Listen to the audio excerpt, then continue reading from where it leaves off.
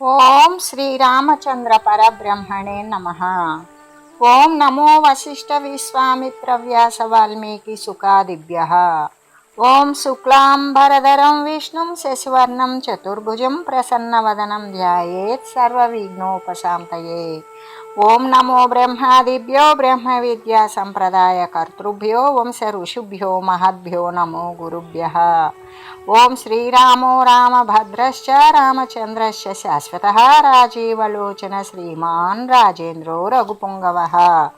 శ్రీ యోగ వాసిష్టము ఉత్పత్తి ప్రకరణము.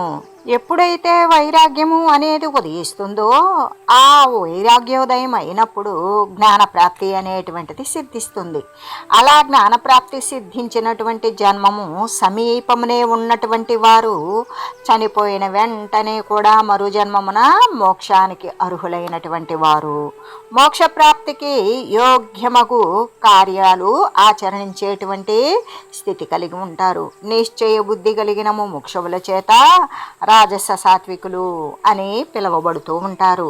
పై విధంగానే అంటే ఇప్పుడు మనం చెప్పుకున్న విధంగానే యక్షులు గంధర్వులు, ఈ యక్షులందు గంధర్వులు మొదలైన వారి యందు కొద్ది జన్మలలోనే ముక్తి పొందేటువంటి వారిని మరి రాజసులు అని విఘ్నులు చెప్తూ ఉంటారు. ఇంకా కూడా అనేక వందల జన్మలకు ముక్తులయ్యేటువంటి వారిని.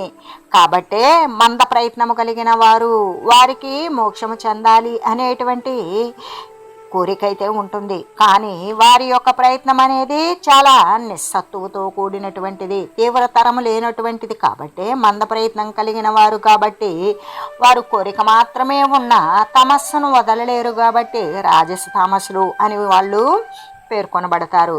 అంతేకాకుండా అనేక వేల జన్మలందైనను కూడా మోక్షాన్ని పొందకుండా తమస్సు చేత చుట్టబడిపోయి కార్యాలను మెల్లగా ఆచరించేటువంటి వారు రాజసాత్యంత తామసులు అనబడతారు.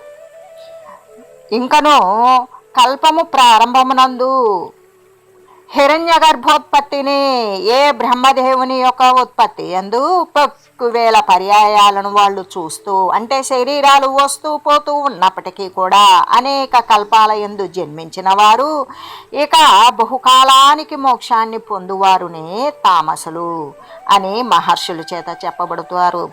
అలాగే అట్టివారు మరి మొదటి జన్మయందే మోక్షానికి అర్హులయ్యి మోక్షప్రాప్తికి యోగ్యమైనటువంటి కార్యాన్ని ఆచరణ చేసినట్లయితే వాళ్ళనే తామస సత్వులు అని పిలువబడతారు.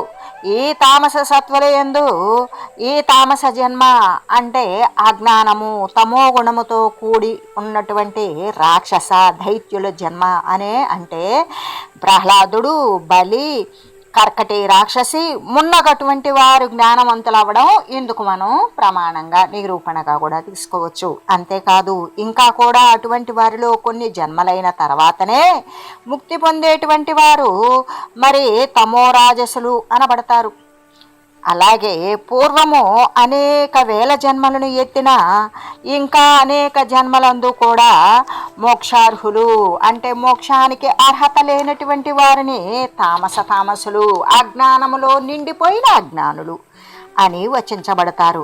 అనేక లక్షల జన్మలు గడిచి ఉన్నా ఇంకా అనేక లక్షల జన్మలకైనను అంటే కొన్ని కోట్ల జన్మల నుండి శరీరాలు తీసుకుంటూ వదిలి మళ్ళీ ఇంకా అనేక లక్షల శరీరాలను తీసుకుంటూ వస్తాయి అని తెలిసి కూడా అటువంటి వచ్చినప్పటికీ గతించిపోయినవి కొన్ని లక్షలైతే రాబోయేవి కొన్ని లక్షలైతే ఇందుకు ఇన్ని లక్షలు ముందు వెనక వస్తున్నవి అంటే వాళ్ళు ముక్తత్వాన్ని పొందలేదు. కాబట్టి అలాంటి ముక్తులు కానేటువంటి వారిని ఏమంటారు అంటే అత్యంత తామసులు అనబడతారు. కాబట్టి అని శ్రీ వశిష్ఠ మహర్షి చెప్తూ ఉన్నారు. కాబట్టి రామ ఇటువంటి భిన్న భిన్న ఉపాధులు కలిగినటువంటి వారు అంటే రకరకాల ఉపాధులు 84 లక్షల రకాల ఉపాధులు కలిగిన ఈ జీవజాతులన్నీ కూడా ఎక్కడ నుండి ఉత్పన్నమైనవి అంటే మళ్ళీ వీరికి ఒక ప్రత్యేకమైన స్థానం ఉన్నదా? కాదు కదా, ఆ బ్రహ్మము నుండియే ఉత్పన్నమైనవి అని చెబుతూ చలించేటువంటి సముద్ర జలమందు తరంగాలు ఉత్పన్నమగునట్లుగానే ఏ విధంగా జలం అనేది ఎక్కడైతే చెలిస్తుందో అక్కడే తరంగాలు ఉత్పన్నమవుతాయి. అలాగే బ్రహ్మము నుండి జీవరాశులన్నీ కూడా కలుగుతూ ఉన్నవి. స్వతేజ స్పందిత భోగాధీపాదివ మరీచయ సర్వ ఏవ సముత్పన్న బ్రహ్మణో భూత పంక్తయ.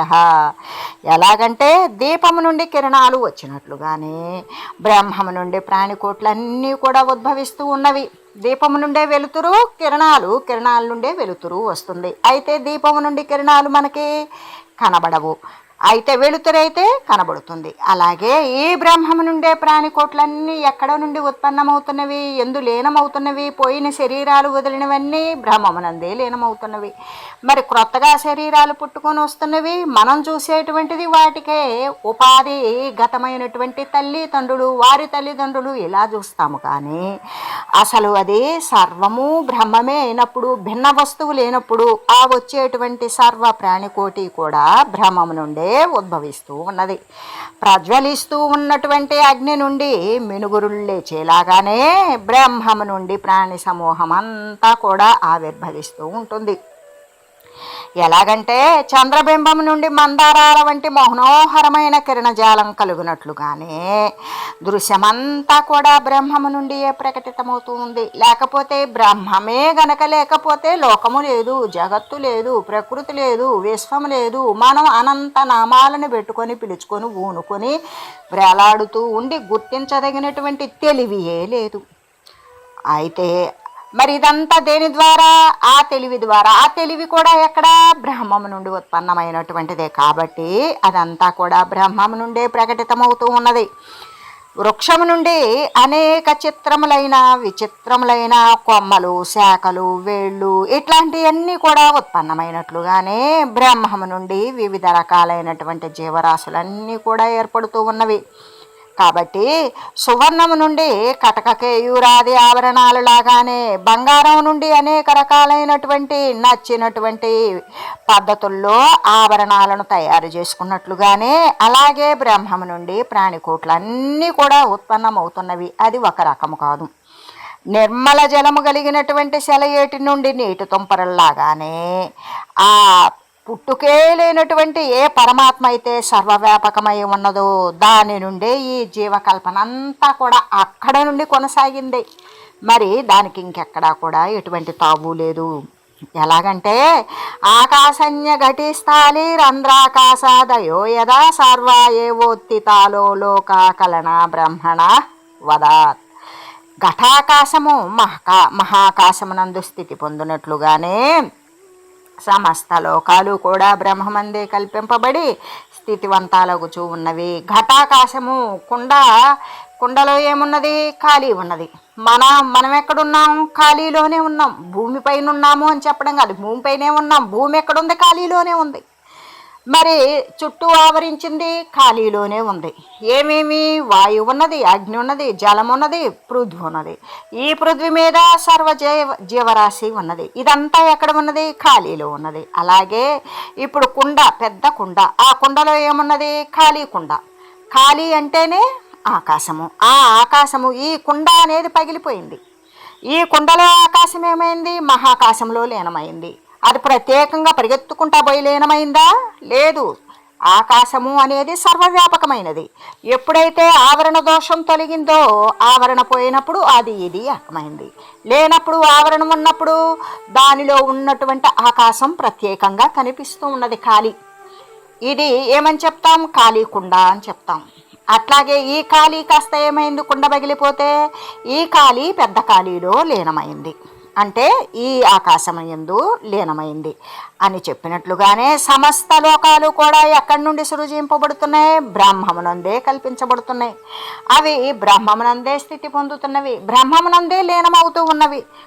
ఏ విధంగా అంటే పంచభూతాలతో తయారైనటువంటి ఘటము పగిలిపోతే ఆ ఘటమునున్న ఆకాశము మహాకాశములో లీనమైనట్లుగానే అదేవిధంగా ఈ బ్రహ్మము నుండి కల్పించబడినటువంటి జీవజాలం అంతా కూడా దాని నుండే ఉద్భవించబడి దాని యందే స్థితి పొంది దాని యందే లీనమవుతూ ఉన్నవి అని చెబుతూ, అంతేకాదు ఓ రామ, జలబిందువులు, సుడిగుండాలు, తరంగాలు ఇవన్నీ కూడా ఎక్కడి నుండి వస్తున్నాయి అంటే నీటి నుండే వస్తున్నాయి.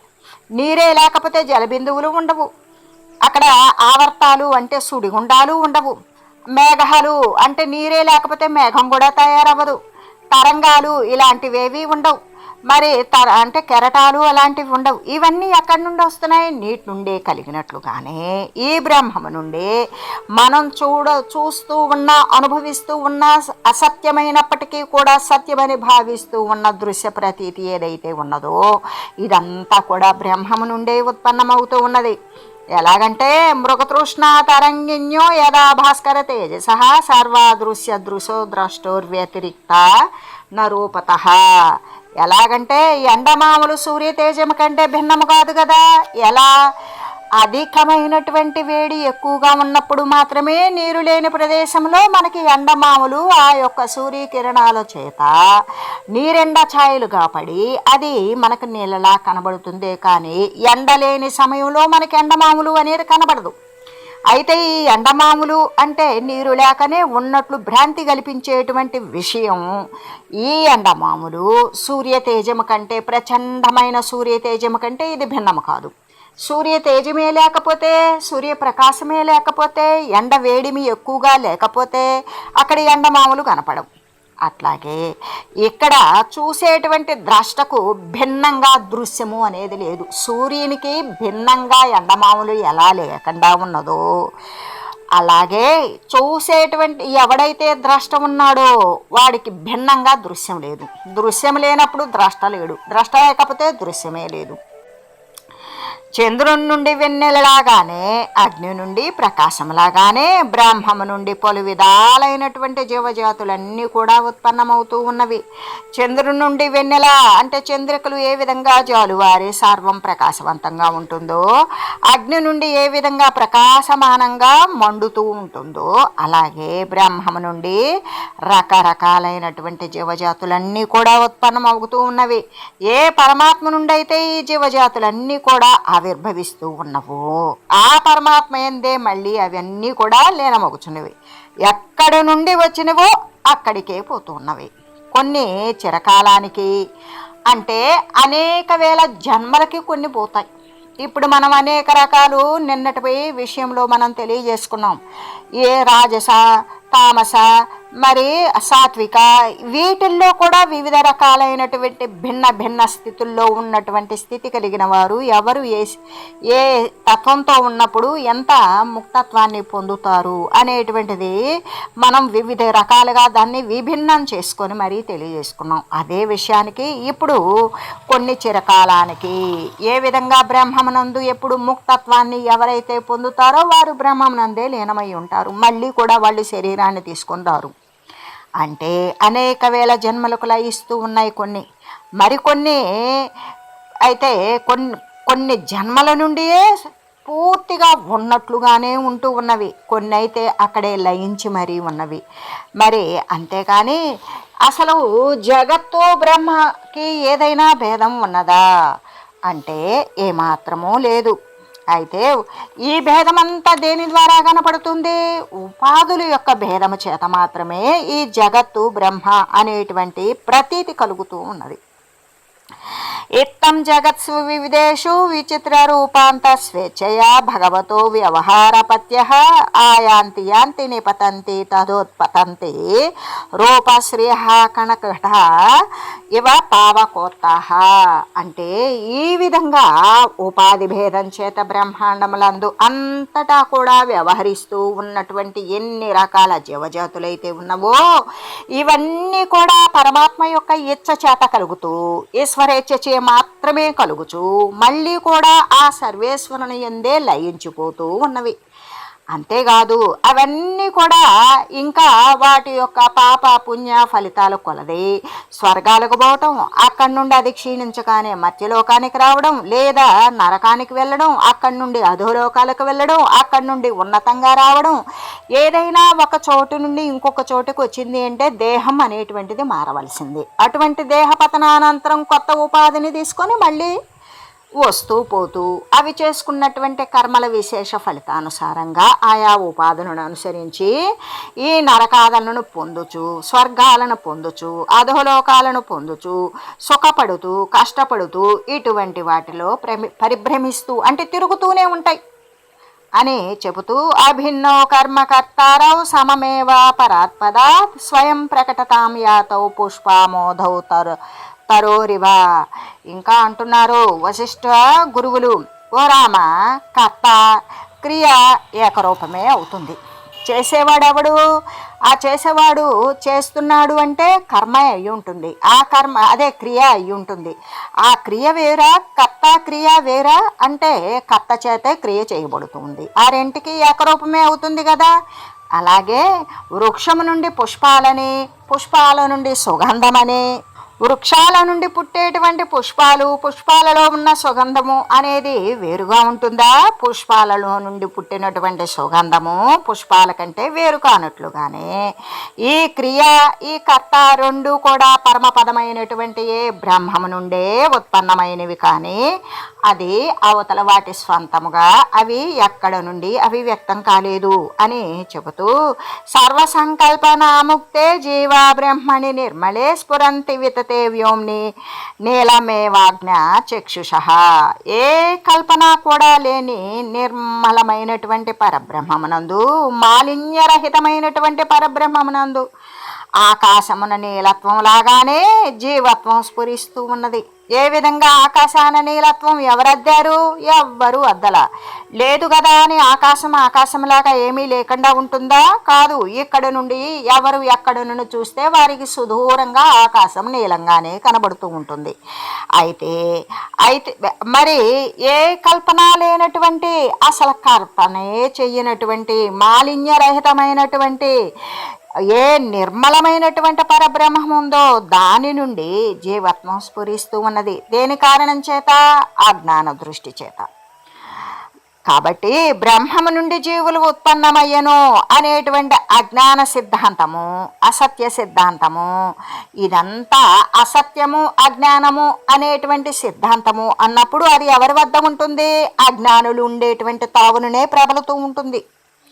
అది జ్ఞానమునందైతే ప్రబలదు. జ్ఞానులుండే చోటైతే ఇటువంటి భ్రాంతి వచనాలకి తావున్నదా? ఏమాత్రము లేదు. ఎలాగంటే బ్రహ్మము నుండి జగత్తు కలిగినది అనడం అబద్ధమే అవుతుంది. కాబట్టి ఓ రామ, అద్వైత స్థితి యందు భేదభావనే ఉండదు. ఏ విధంగా? ఇక్కడ ఒకటి ఏకో బ్రహ్మం ద్వితీయం నాస్తి అని చెప్పుకుంటూ ఉన్నాం. మళ్ళీ దీనిని యందు భేదభావన అంటే భేదము అన్నప్పుడే రెంటి యొక్క పోలిక, ఎక్కువ తక్కువను, సుఖము నష్టమను, ఇటువంటిది ఏదో ఒకటి, సుఖము దుఃఖము అని, లాభము నష్టము అని, పగలు రాత్రి అని, ఇటువంటి భేదభావన అనేటువంటిది ఒకదాని యందు ఏమాత్రం ప్రకటితమవుతాయా? ఎప్పటికీ కాదు. అది మరి దేని యందు వస్తుంది అంటే ద్వైత కల్పన ఏదైతే ఉంటుందో దాని యందే బోధితము, బోధన అనేటువంటి ఉపదేశము, ఉపదేశ్యము, ఉపదేశకము అనే భావాలు శోభించేది ఎక్కడ? ద్వైత భావన యందే కనబడుతూ ఉంటాయి. కాబట్టి భేద దృష్టి ఉత్తమమైనటువంటి భేద దృష్టి నందు ఉత్తమమైన ద్వైత కల్పనను అంగీకరించి ఇది బ్రహ్మము, వీరు దాని నుండి కలిగిన జీవులు అని ఈ విధంగా ఉపదేశింపబడుచూ ఉన్నది. అసలు అక్కడ ఎటువంటి ఉత్పన్నము జరగలేదు అని చెబుతూ కూడా ఇది బ్రహ్మము, ఏది ద్వైత కల్పనను అంగీకరించి భేద దృష్టి యందు ఉత్తమమైనటువంటి ద్వైత కల్పనని రెండు అనేటువంటి విధానాన్ని అనుసరించి అంగీకరించి ఇది బ్రహ్మము, ఈ బ్రహ్మము నుండి ఈ జీవులంతా కూడా ఉత్పన్నమవుతూ ఉన్నారు. అప్పుడు జీవులు బ్రహ్మము అనేటువంటి ద్వైతం అనేది అక్కడ అంగీకరించవలసి వచ్చింది అని ఈ విధంగా ఉపదేశింపబడుచూ ఉన్నది. ఇటి దృష్టో నిరాసంగాత్ బ్రహ్మణో జాయతే జగత్తజ్యం తదేవ తద్ధేతు గతం దురవబోధత. ఇట్టి కల్పనాక్రమం ఏదైతే ఉన్నదో అదే లోకమంతా కూడా చూడబడుతూ ఉన్నది. అయితే అసంగుడు, అద్వితీయుడు, దేనితో సంబంధం లేనటువంటి వాడు, రెండవది లేనటువంటి ఏ బ్రహ్మము నుండి అయితే ఈ జగత్తు ఉత్పన్నము అయ్యింది అని తలంచినప్పటికీ అప్పుడు దానికి ఆ తలంచినటువంటి దానికి ఉపాదాన కారణమైనటువంటి బ్రహ్మే అవుతుంది. కానీ ఒకవేళ రెండు ఉన్నది, జీవి ఎక్కడి నుండో వచ్చింది, బ్రహ్మము నుండి ఉత్పన్నమైంది అన్నప్పుడు దానికి ఉపాదాన కారణం ఏమైంది, బ్రహ్మమే అయ్యింది. కాబట్టి జగత్తు బ్రహ్మరూపము నుండే సిద్ధిస్తుంది, అంతేగాని జగత్తుకి ఒక ప్రత్యేకమైనటువంటి స్థితి లేదు అని చెబుతూ, ఎలాగంటే ఉత్పత్తికి పూర్వము జగత్తు అంటే జగత్తు ఉత్పన్నం కాకముందు తన ఉపాదాన కారణమందే ఉన్నదై, ఏదైతే దాని ఉపాదాన కారణం ఏమై ఉంది, బ్రహ్మమే ఉంది, దాని ఎందే ఉన్నదై అదే రూపాన్ని పొందుతోంది. జగత్తు ఉత్పన్నం అయిన తర్వాత అది భ్రాంతి చేత వేరుగా కనపడుతోంది. అప్పుడు ఇంకా బ్రహ్మం కనపడటం లేదు, అక్కడ ఉండేటువంటిది కేవలం జగత్తే కనపడుతుంది. దేని చేత, భ్రాంతి చేత.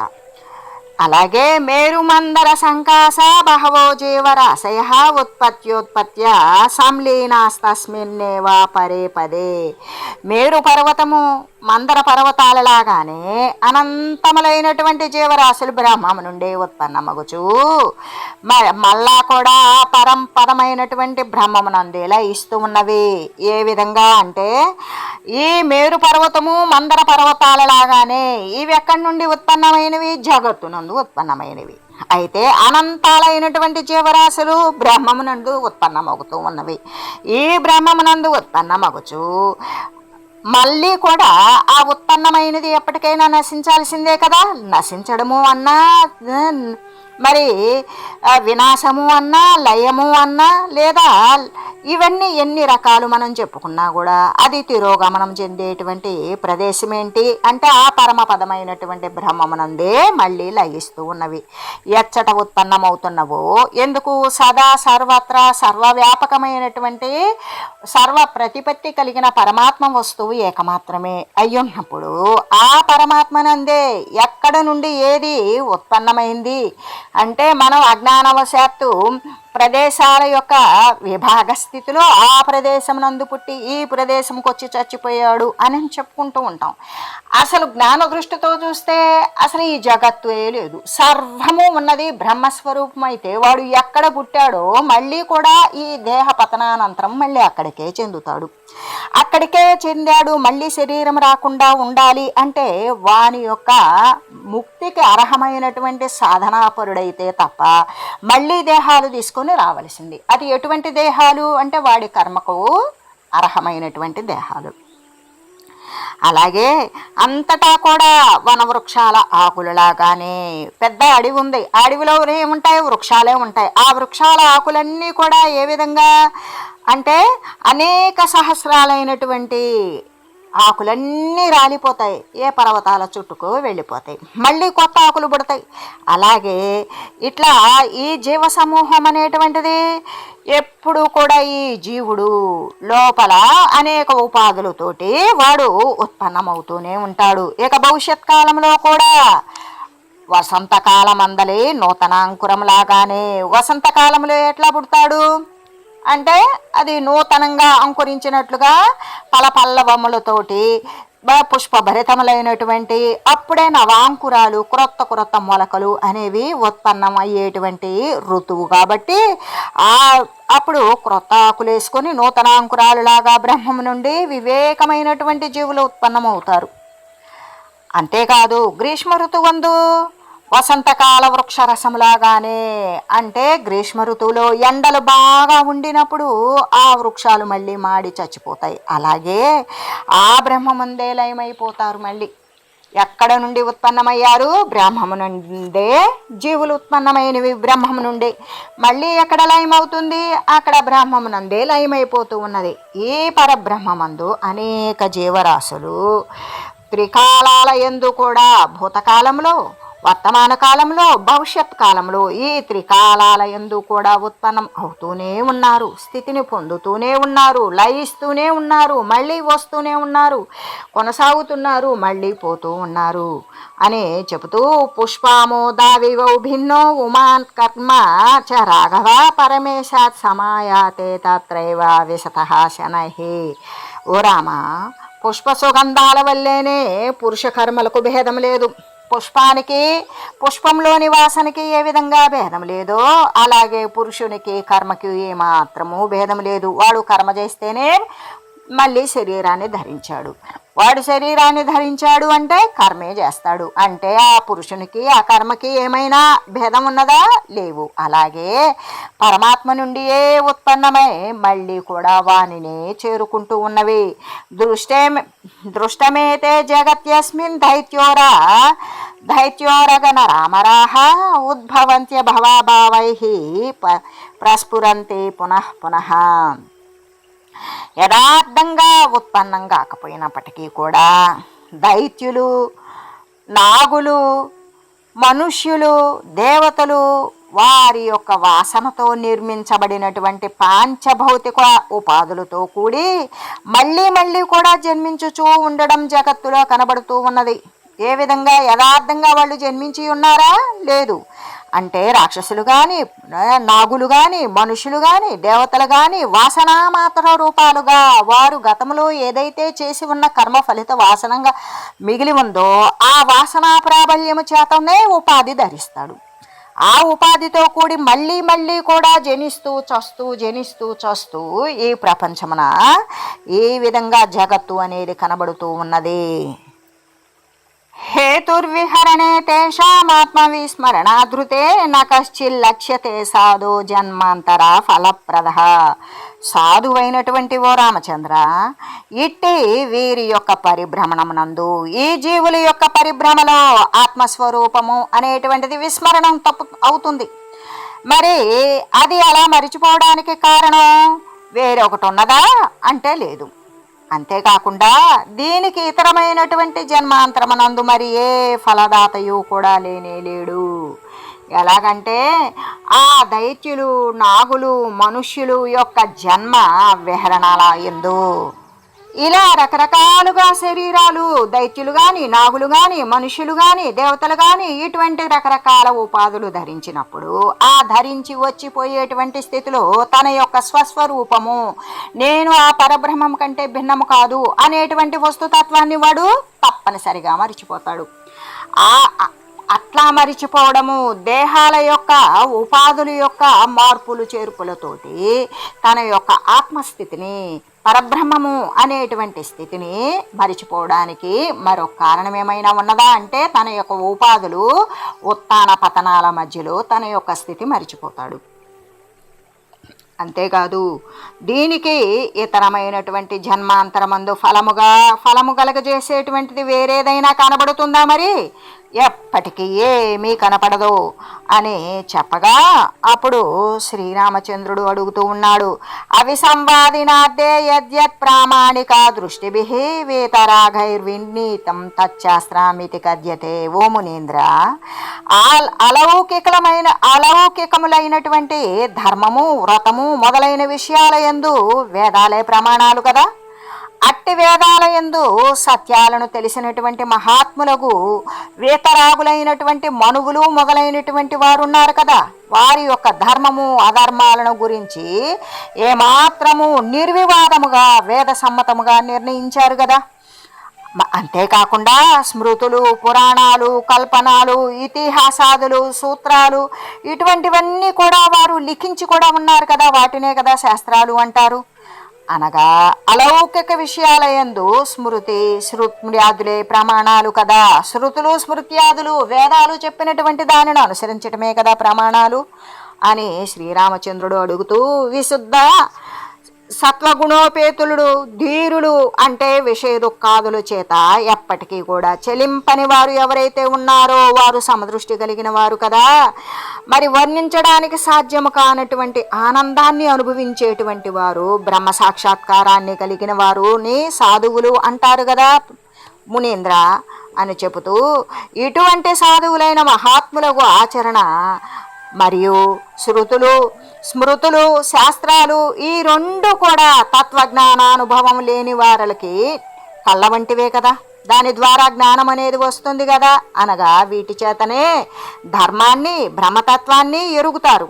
వీటిని అనుసరించియే కదా సర్వకార్యాలను జరుపబడుతూ ఉంటుంది అని శ్రీరామచంద్రుడు అడుగుతూ ఓం మంగళం శ్రీ గురుదేవాయ మహనీయ గుణాత్మనే సర్వలోక శరణ్యాయ సాధురూపాయ మంగళం.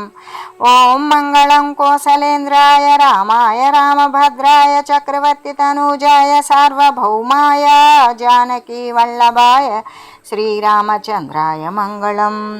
ఓం తత్సత్.